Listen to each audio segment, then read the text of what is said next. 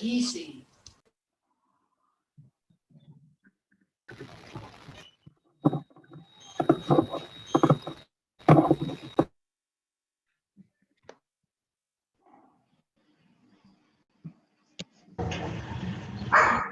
No sé qué pasó.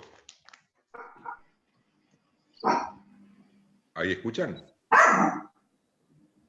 Se escucha, profe. Lo debe haber cerrado el host sin querer. Está bien. ¿Están más o menos muchos o yo no tengo idea?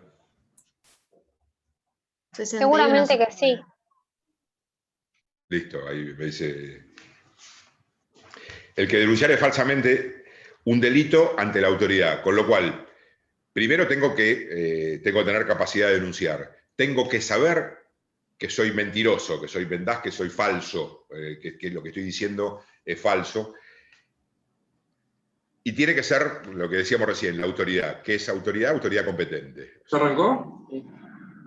Así que ahí yo arranqué, no sé si Natalia estás por ahí o alguno de los chicos está por ahí para ver si... Sí, sí, se escucha perfecto. Seguro tenía el micrófono prendido.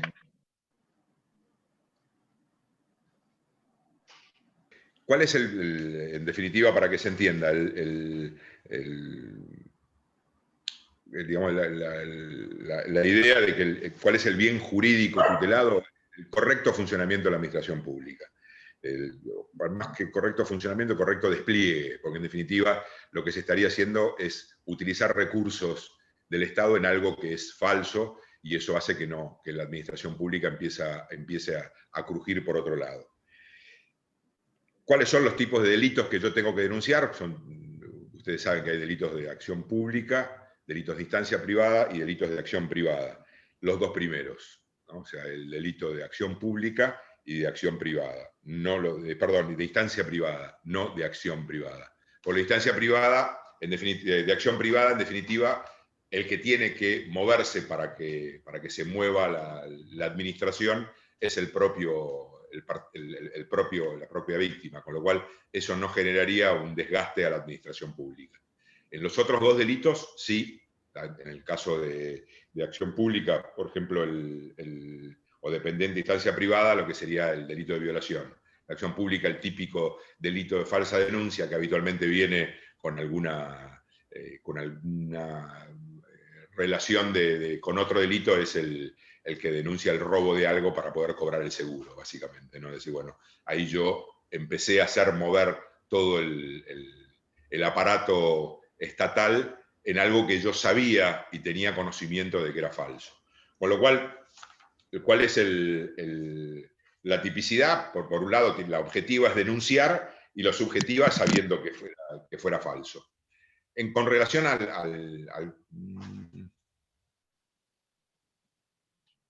tiene que estar notificado en la denuncia del 245 para luego imputarlo. Germán, ¿estás por ahí? Como para preguntármelo un poco mejor. Porque se me fue. Germán, Sí, podés ahí, pregúntame. Que veo que muchas veces en las denuncias están notificados del 245.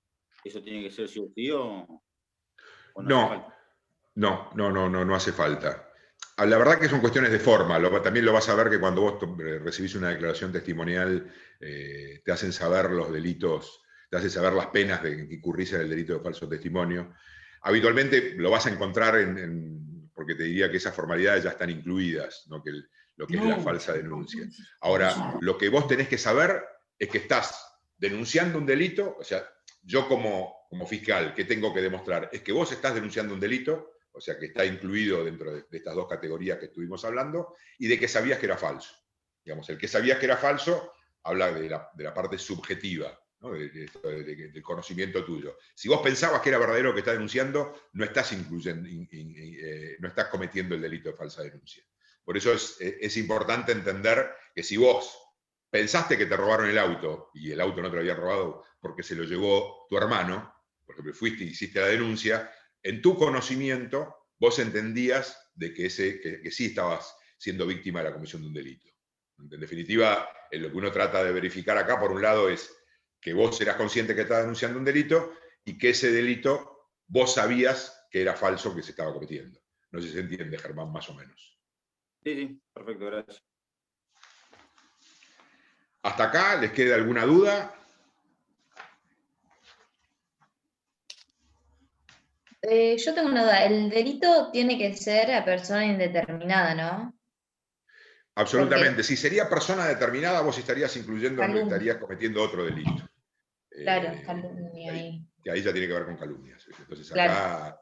en Es definitiva... un delito, como una ¿Por qué? situación Porque que está sucediendo, pero no que tal persona lo está cometiendo. no tiene que ser persona determinada. Puede o no, pero en definitiva, si ese delito tiene una persona determinada, estaría cometiendo, o sea, estaría más por el lado de la calumnia que con un delito, y ahí ya estarías, como es de instancia privada, de acción privada, vos lo que generarías, en definitiva, es que ese movimiento que está tutelando el legislador de la administración pública no se lleva adelante, porque lo tenés que hacer vos.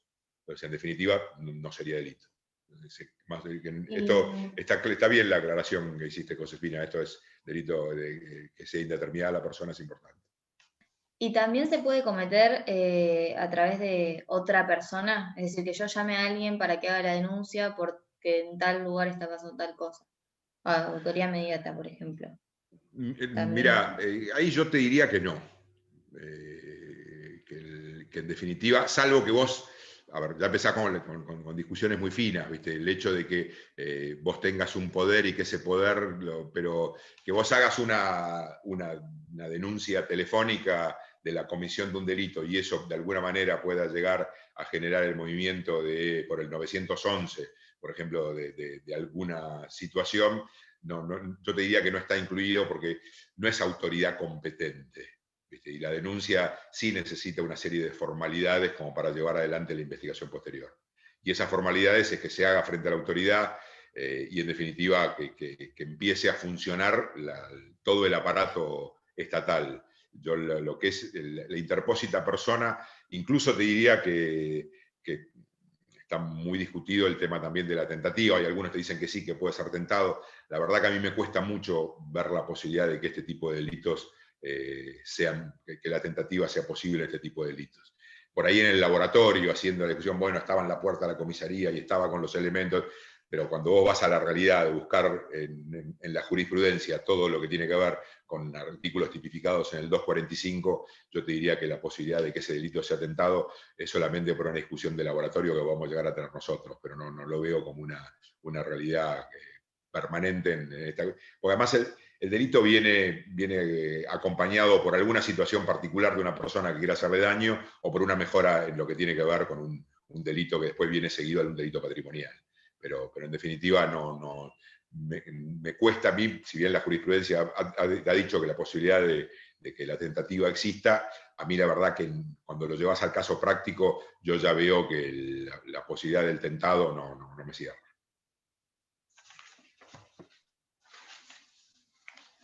Ahí estamos, seguimos.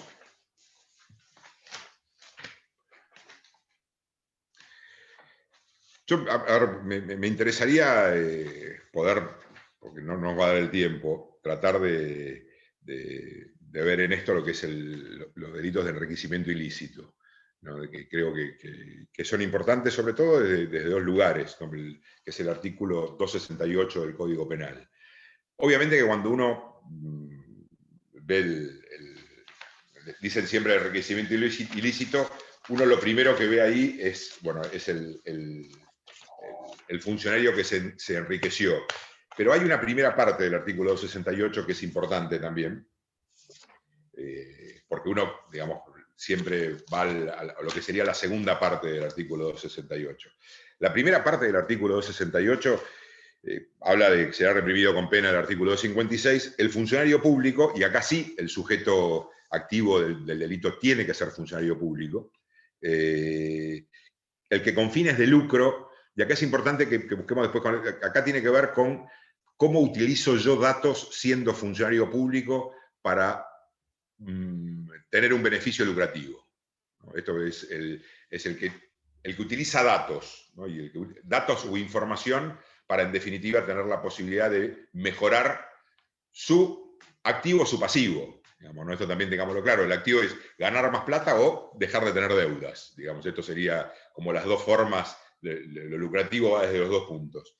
El funcionario público con fines de lucro utilizará para sí o para un tercero informaciones o datos de carácter reservado de los que haya tomado conocimiento en razón de su cargo. Esta es la primera parte del... Salud, Josefina. Gracias, profe. Me viene bien. No estoy encontrando el artículo. ¿Cuál?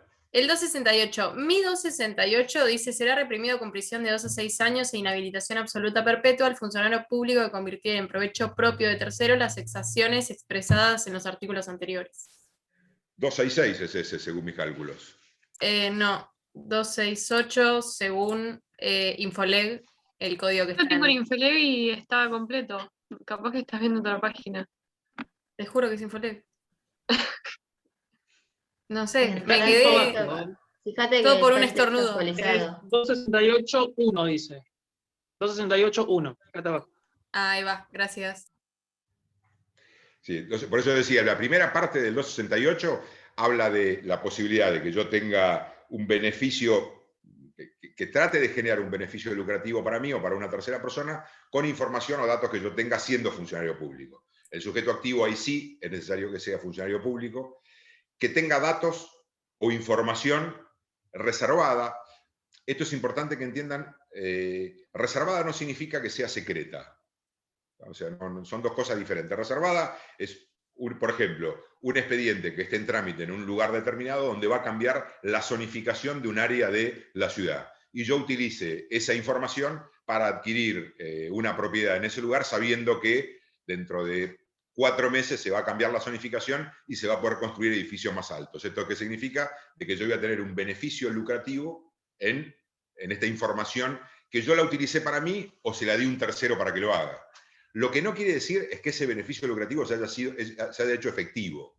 Está claro, esto también es importante. Es el hecho de que yo haya pensado que tenía esa posibilidad de tener un beneficio lucrativo, ¿no? Esto me parece que el hecho es, primero, funcionario público. El funcionario público que tiene datos o información en función de su cargo, ¿no? Esto también es importante que lo sepamos. No es que yo me enteré escuchando si por más que sea funcionario público, otra área, sino tiene que ver con un expediente que tramita por mi área, que yo lo hago sabiendo de que de alguna manera alguien se está beneficiando, un tercero o yo se está beneficiando con esa información lucrativamente, ¿no? Esto también es importante porque si no, acá estaría por fuera el elemento subjetivo del tipo penal, es que yo estoy haciéndolo a sabiendas de que alguien va a beneficiarse. Después podríamos saber si el tipo comentó algo que no tenía que comentar o si le dio una información a alguien que no se la tenía que dar. Pero como el elemento penal del artículo establece de que sí yo lo haga a sabiendas de que hay un beneficio lucrativo, no únicamente yo dando la información. Con lo cual ahí podrá tener una sanción administrativa, podrá tener otra serie de sanciones, pero no una sanción penal. Nosotros recordemos que el Código Penal es muy exigente en cuanto a la tipificación de las conductas, porque estamos hablando de que a una persona se le va a generar una pena privativa de su libertad o una pena de multa. Pero en definitiva, si hay algún mal desempeño del funcionario, podría ser dentro del incumplimiento de los deberes del funcionario público, en algo más general, o podría llegar a ser alguna falta administrativa del funcionario que compartió información que tenía con alguien que no la tenía que compartir. Pero sí o sí tiene que estar estas tres cosas. El funcionario público, que tenía datos, que esos datos tienen que ver con su función y que los usó para que alguien o él se beneficiara. Si se benefició o no, no tiene que ver con el tipo penal, sino con la posibilidad de que eso existiera. ¿Se entiende esto? Sí, doctor. Una pregunta. O sea que admite la tentativa. El tipo penal admite la tentativa. Sí. Yo te diría que el solo hecho de compartir la información, ahí está configurado el delito. Con lo cual, si vos decís, bueno, la tentativa yo la veo compleja de poder acreditarla, yo te diría que no. Si lo pensás, es decir, bueno, yo soy el funcionario público, yo comparto la información, el momento que yo comparto la información, sabiendo que es para que alguien gane plata, listo, ahí se configuró. Ahora, podés entender de que puede haber alguna posibilidad de tentativa cuando yo estoy recabando información para. Ahora, la posibilidad probatoria de eso yo te lo veo bastante complicado. No sé si se Claro. entiende, no me acuerdo quién preguntó. Sí, Cristina soy. Sí, gracias.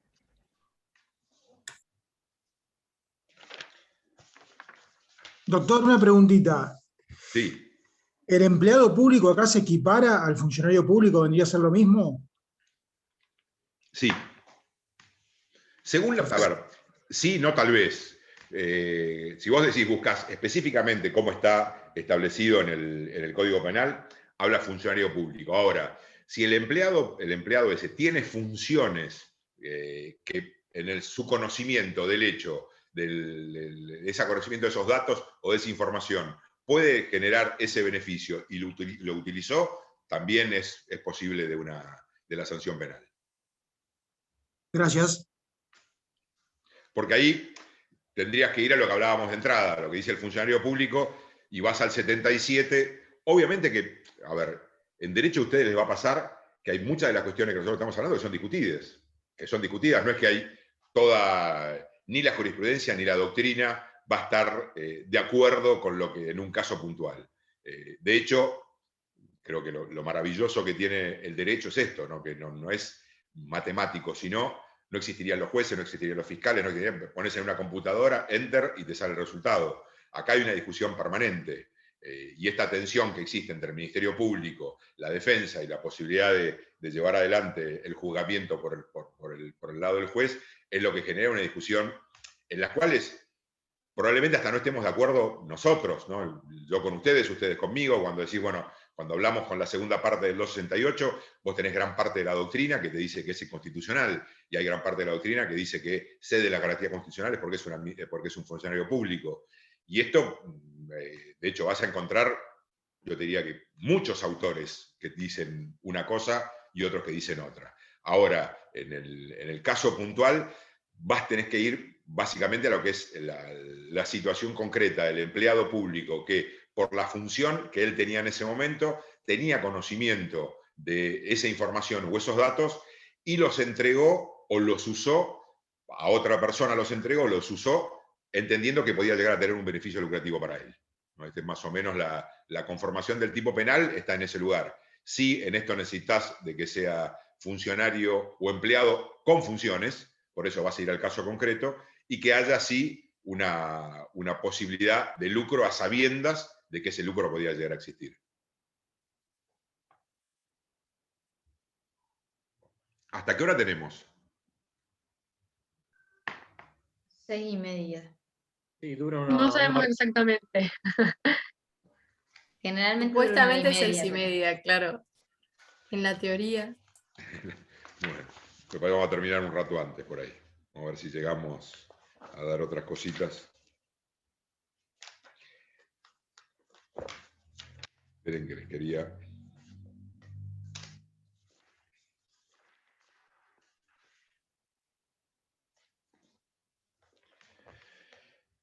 Y la segunda parte del 268, que es, digamos, la que uno está más acostumbrado a por ahí a entender qué es el enriquecimiento ilícito y cómo se ve más cuando un funcionario público es investigado por este tipo de delitos, es el que dice que será reprimido con prisión de 2 a 6 años, multa de inhabilitación absoluta perpetua. Y acá es importante que seamos muy, muy, muy cautos en la descripción del tipo penal, ¿no? Y después lo vamos a ir viendo en el desarrollo. Dice, al que ser debidamente requerido, no justificare la procedencia de un enriquecimiento patrimonial apreciable suyo o de una persona interpuesta para disimularlo, ocurrido con posterioridad a la asunción de un cargo o empleo público y hasta 2 años después de haber cesado su desempeño. Primero, el sujeto activo, funcionario público, mientras cumple la función, o 2 años a posteriori, ¿no? O sea, si yo me voy, mañana dejo de ser intendente, 2 años más puedo ser requerido. A ver, salvo que siga siendo funcionario público, ¿no? Que vaya a otro cargo en la cual yo tengo la obligación, sigo siendo funcionario público, yo vengo a ser de juez federal, fiscal federal, fue funcionario público, con lo cual eso automáticamente hace ceder este tipo de discusión y también hace ceder lo que sería la prescripción. ¿Qué es lo importante? Se entenderá que hubo enriquecimiento no solo cuando el patrimonio se hubiese incrementado con dinero, cosas o bienes, sino cuando también se hubieran cancelado deudas o extinguido obligaciones que lo afectaban. Esto es un poco lo que hablábamos recién, no solamente el acrecentar el activo, sino beneficiarme con el pasivo, o sea que me empieza a bajar el pasivo, básicamente. La verdad que este tipo penal tiene discusiones de todos los colores, ¿no? Y esto es realmente interesante porque de hace años la doctrina y la jurisprudencia viene discutiendo muchas... primero la validez constitucional, y ahora vamos a explicar por qué, ¿no? El hecho de que alguien pueda ser obligado a declarar en contra de sí mismo, ¿no? Como acá te dice, el que al ser requerido no lo hizo. Entonces digo, si me están requiriendo algo y yo me estoy inculpando, en definitiva, yo podría estar declarando en contra de mí mismo. Y si yo me niego a declarar, ya queda consumado el delito, digamos. Profe, Sí. una pregunta. ¿Al ser requerido por quién?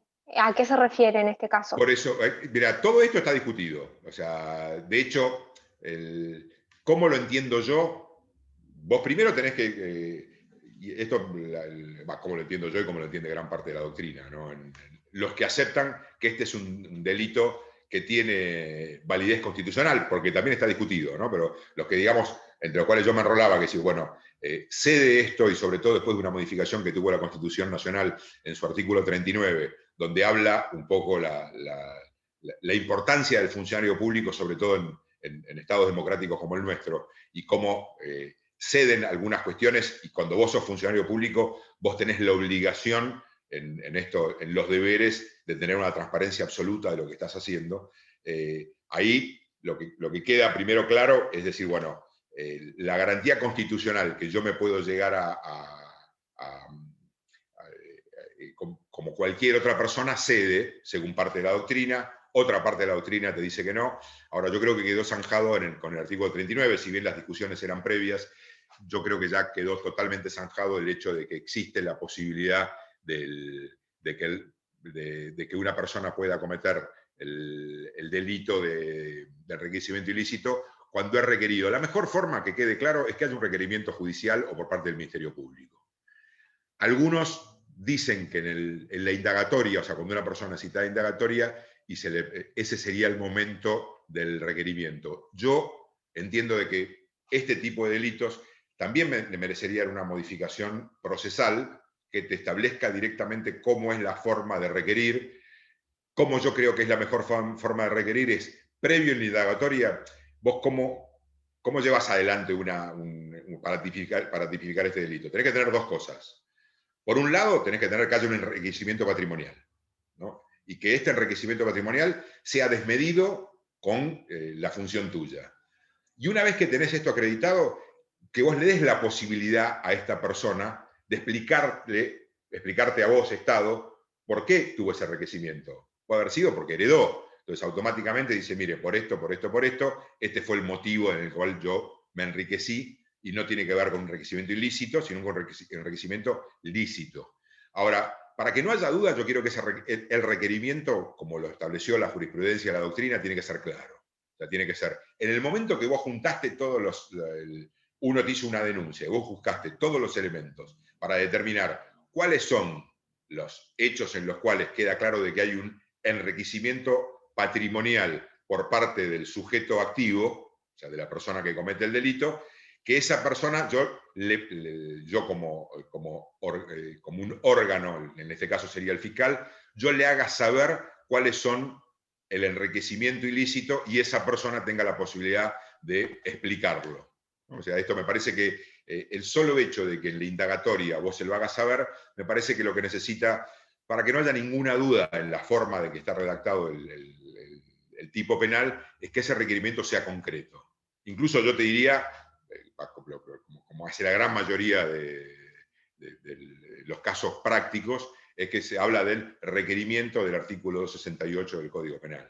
Entonces queda ya, y ahí se le hace saber la casa tal, el auto tal, el avión tal, el barco tal, vos le decís porque vos ya juntaste, y esto también lo que se discute constitucionalmente es si vos no estuviste haciendo una recolección de pruebas sin que esa posibilidad de que la persona esta la revea en sede judicial y con las garantías del debido proceso, que habla también la posibilidad de... Pero la verdad, todo esto cede con lo que dice el nuevo artículo 39 de la Constitución Nacional, ¿no? El hecho de que el que es funcionario público tiene una serie de deberes en las cuales queda claro de que tiene la obligación de hacer saber cuál fue el motivo de su enriquecimiento.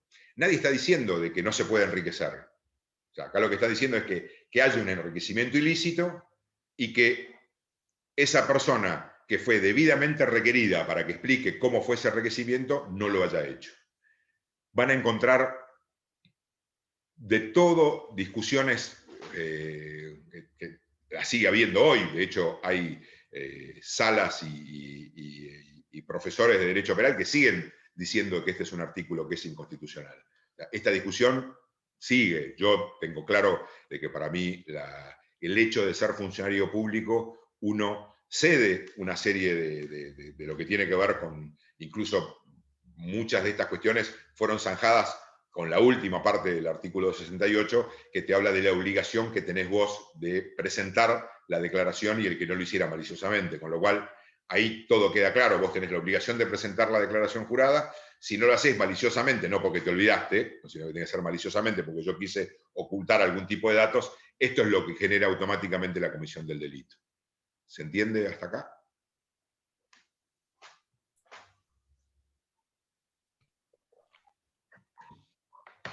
Sí, doctor.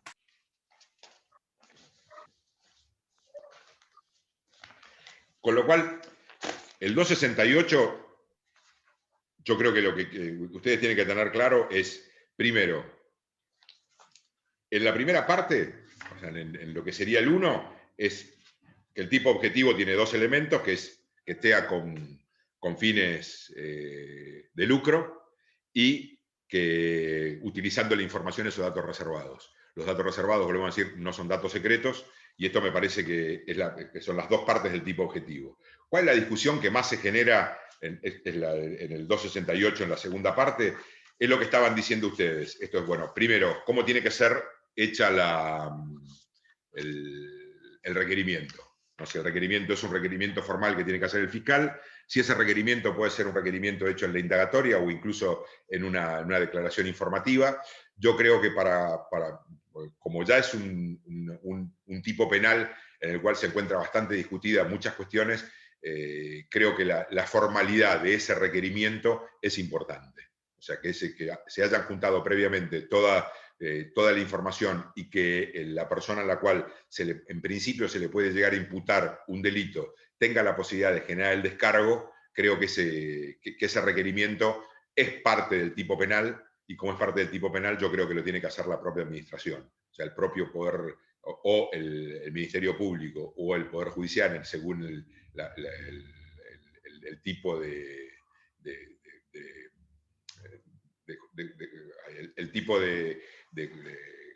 ay, me trabé, de derecho procesal penal, ¿no? O sea, digamos, hay provincias en las cuales todavía sigue siendo el Poder Ejecutivo, el Poder Judicial el que lleva adelante este tipo de requerimientos, y hay provincias en las cuales el requerimiento lo puede hacer el Ministerio Público.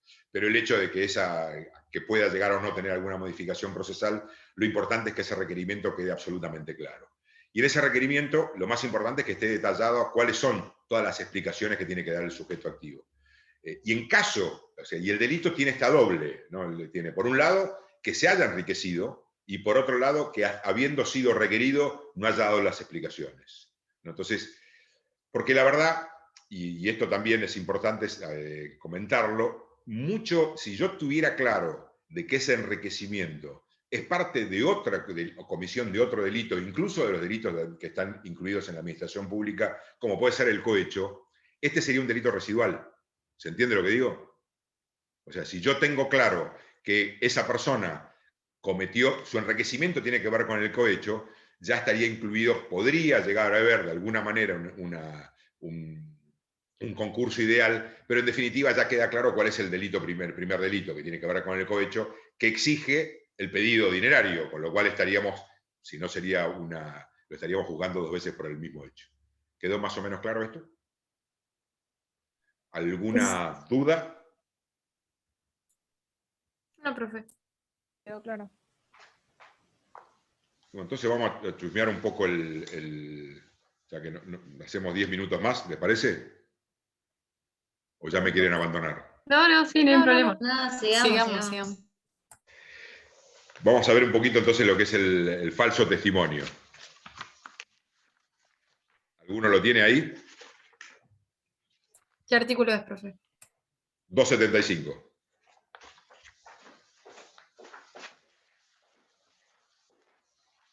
Sí, acá está. ¿Quiere que lo lea? Dale.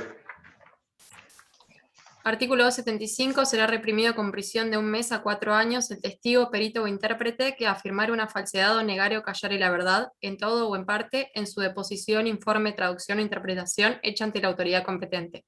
Si el falso testimonio se cometiera en una causa criminal en perjuicio del inculpado, la pena será de 1 a 10 años de reclusión o prisión.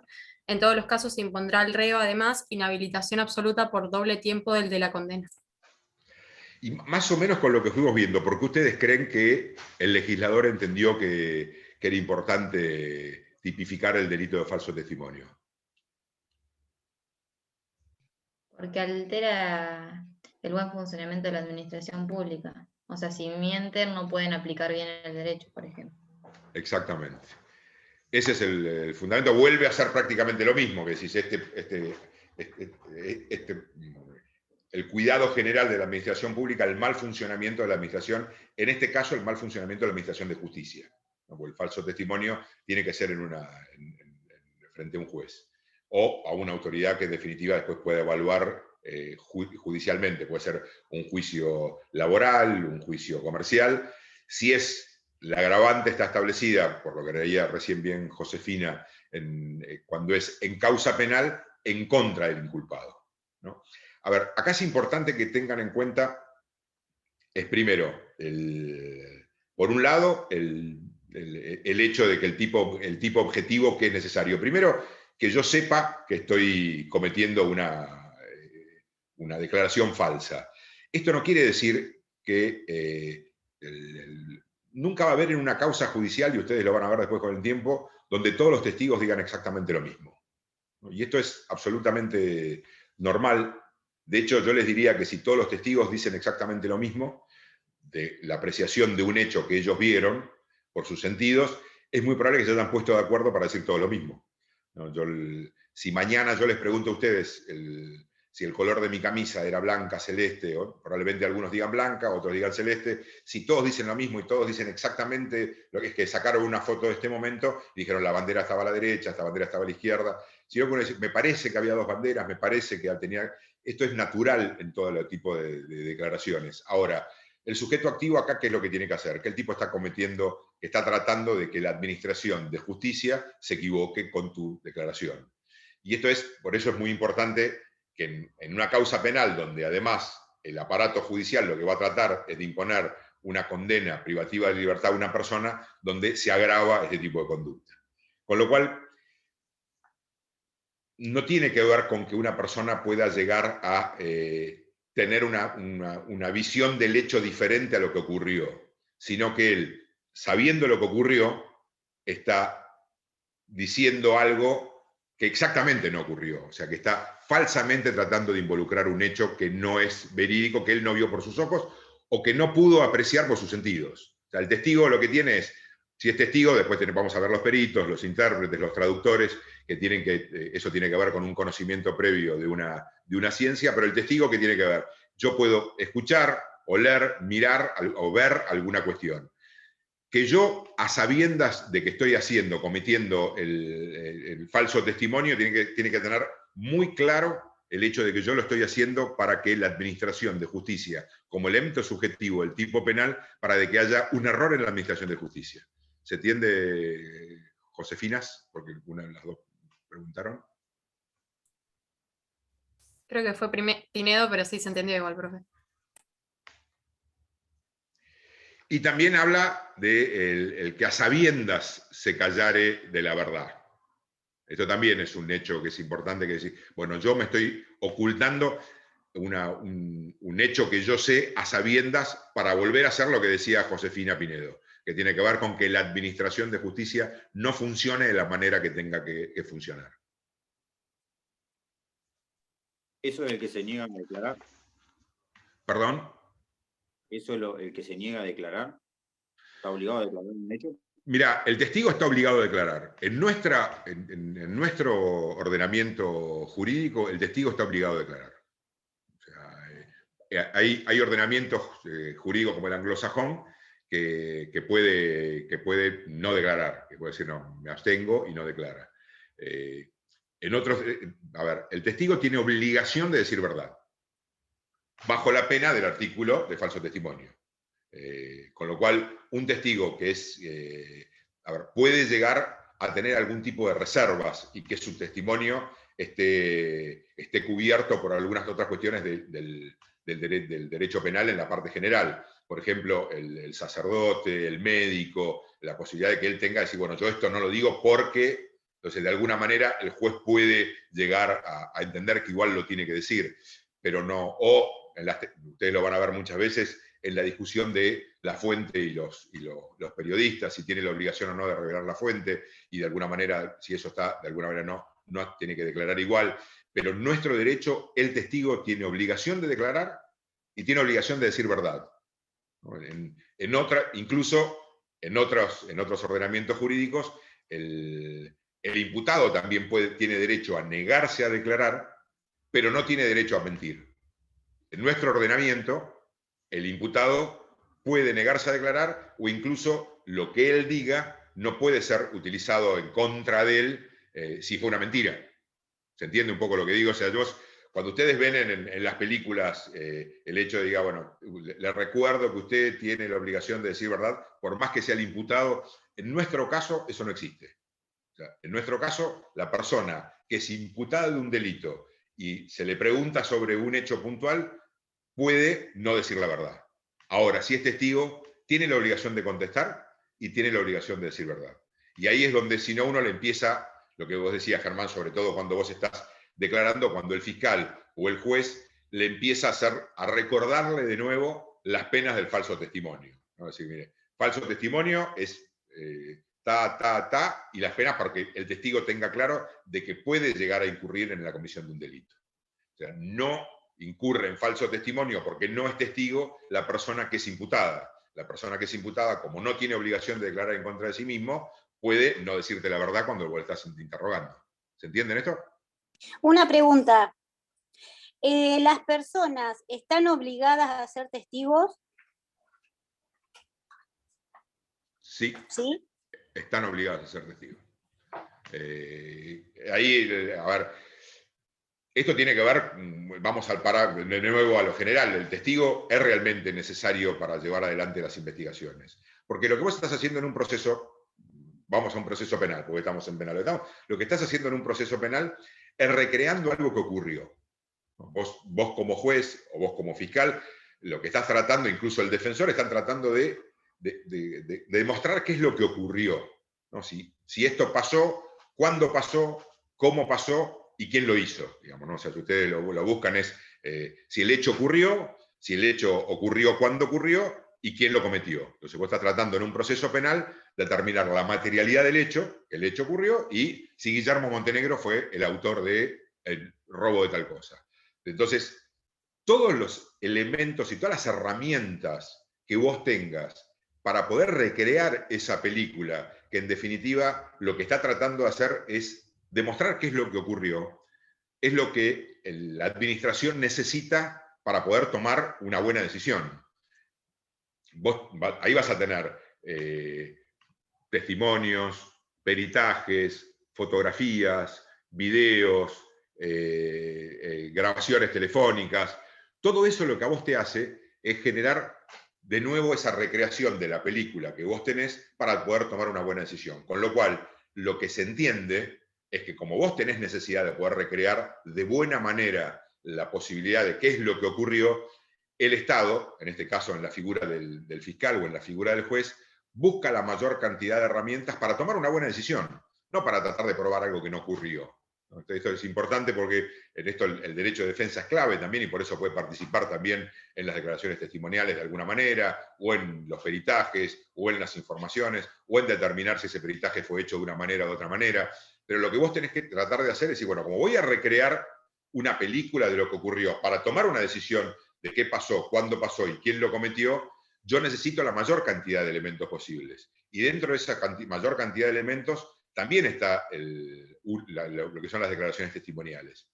Todo esto fue, yo te diría que si vos te pones a pensar, hace 40 años prácticamente había quién lo vio, cómo lo vio, no existía la grabación, no existía la filmación, te diría que tenía una importancia muy grande todo lo que tenía que ver con las declaraciones testimoniales.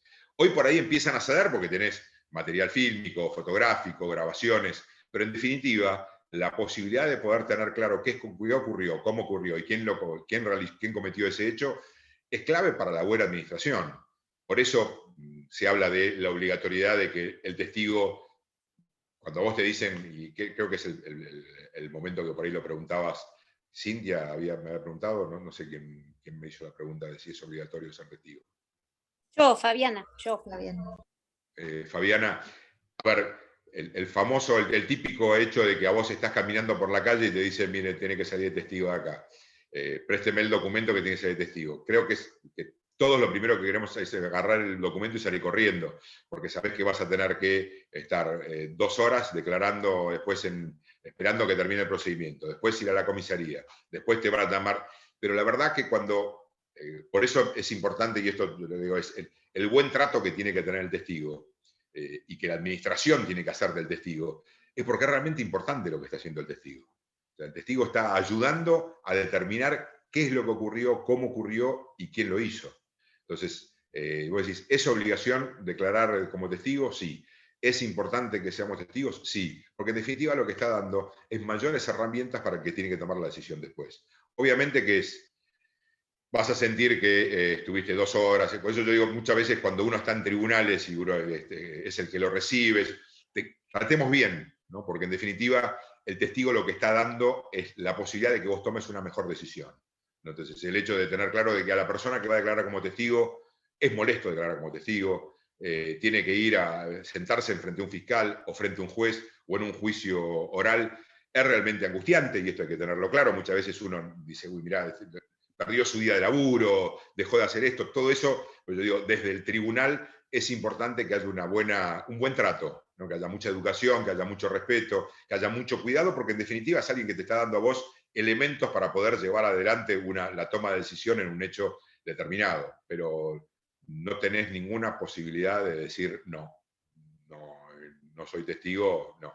Podés decir no vi nada, en definitiva, pero si te tienen que tomar declaración, tenés que ir y concurrir al juzgado, a la fiscalía o a la comisaría cuando te citan. Pero además Bueno, entiende la importancia del motivo, ¿no? No es únicamente por la alegría de decir, bueno, un testigo, no. Es porque toda esa recreación es clave la participación de los testigos, de los peritos, de todas las herramientas que uno va a generarse esa nueva descripción del hecho, que uno lo que trata de hacer es recrear la realidad. O sea, no hay dos realidades. Uno trata de recrear la realidad con la mayor certeza posible. Obviamente que si no tiene certeza, no va a poder llevar adelante un juicio de valor, no va a poder llevar adelante una decisión judicial, con lo cual ahí se terminó la investigación. ¿Más o menos claro? Sí, gracias. Bueno, y ahora ¿quedó alguna duda? ¿Quieren consultar algo? ¿Quieren preguntarme algo?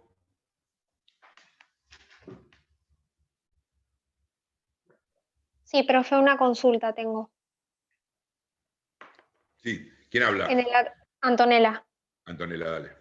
En el artículo 275, cuando habla de testigo, perito o intérprete, ¿quién sería el intérprete en este caso? Es el caso del Mira, lenguaje de señas, ¿no, profe? También, ahí te habla del intérprete. A ver, hay peritos y traductores que tienen que tener sí o sí la posibilidad de tener un cargo habilitante. Ahora, cuando vos te tomó la decisión y él aceptó judicialmente ser intérprete o ser perito o ser traductor en una causa, ahí automáticamente él está asumiendo su condición de testigo de lo que ocurrió.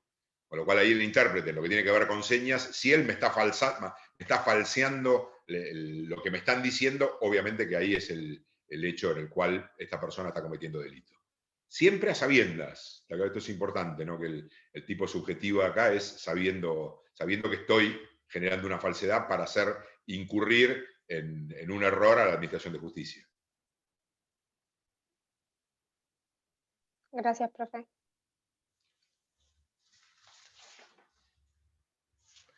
Y también es importante esto de que sea hecho ante la autoridad competente, ¿no? Y con esto terminamos. Si yo lo hago públicamente, no. Si yo lo hago en un sumario administrativo, no. Tiene que ser frente a una autoridad competente. En este caso yo le diría un poco lo que hablábamos antes, lo mismo que la falsa denuncia, que puede llegar a ser en una autoridad policial si es tomada como elemento por una causa penal, o en el caso también de una causa penal en el fiscal, o frente a un juez en el caso tanto penal o como cualquier otro derecho comercial, derecho civil, en el cual yo haga generar la posibilidad de caer en error de la Administración de Justicia.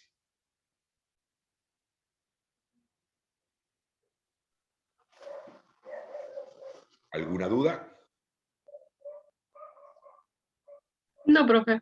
No, profe. Bueno, a ver, yo no sé, está ahí. Yo habitualmente doy el teléfono mío por si tienen alguna duda y lo consultan, así que anótenlo. Yo en esto, de este tema o de algún otro delito de administración Profe, pública. Sí, ahí me surgió otra, disculpe. En el falso venga. testimonio, en la causa criminal, ¿por qué? ¿Cuál es el fundamento en este caso de la... Causa criminal en perjuicio del inculpado. Claro, sí. Porque vos lo que estás tratando de hacer es que esa persona además sea privada de su libertad. O sea, ahí Entonces ese sería el fundamento. Exactamente. El legislador lo que entendió es, no solamente le quisiste hacer caer en error a la administración, sino que ese error hacía de que esta persona pueda ser privada de su libertad. Entonces ahí lo general es esto, la agravante tiene que ver por la consecuencia que tiene la falsedad del testimonio tuyo. Gracias. Les paso el Profesor. teléfono por si quieren hacer alguna consulta. Disculpe. Les paso mi teléfono por si quieren hacer alguna consulta. No, en realidad Sí, le quería sí, hacer una consulta sí, ahora. ¿Eh? Le quería hacer una consulta ahora mismo. Dale, decime. Es una obviedad, pero por las dudas, para reafirmar, todos estos delitos que vimos solo admiten un tipo doloso, no culposo, ¿verdad? Sí, y te diría que en la gran mayoría casi te diría que es un dolo directo. Ahí está, perfecto, gracias.